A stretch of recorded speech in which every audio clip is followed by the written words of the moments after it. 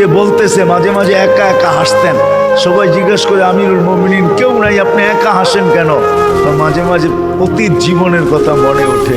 বকরি পর্যন্ত চালাইতে পারতাম না, রাখাল ছিলাম, বকরি চড়াইতে পারতাম না, ডেলি একটা না একটা হারায় আসতাম, আর খালা ইচ্ছা মতে ডেলি মাছ দিত। আজকে তো আমি 3 মহাদেশের রাজা।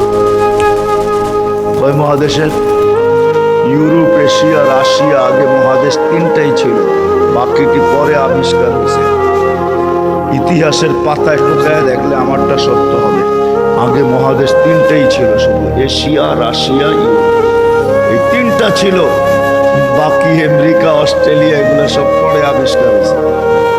ওই যুগে ছিল না এগুলো, তো সমুদ্রের ভিতরে লুকানো ছিল, মানুষ পরে বাহির করেছে। কি যুবক, ঠিক তো?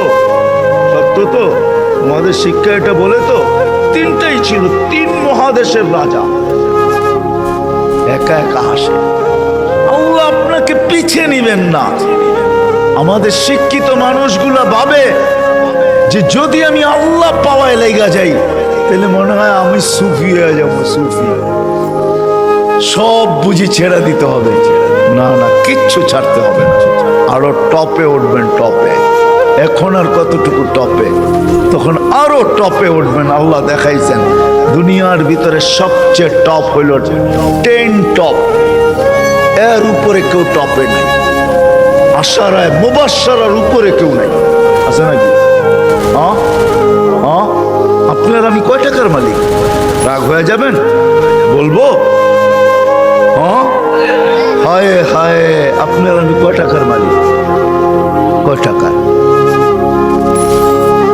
আব্দুর রহমান ইবনে আউফ রাদিয়াল্লাহু তাআলা আনহু যখন মারা যায়, নগদ ক্যাশ টাকা ছিল 47 লক্ষ কোটি টাকা।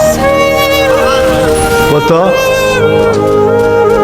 জি, আপনার বাজেট এবার কত হয় দেখেন, হয়তো 7 লক্ষ কোটি টাকা হবে, নাহলে 7.5, নাহলে 8 লক্ষ কোটি টাকা। এর বেশি বাংলাদেশের বাজেট হবে না।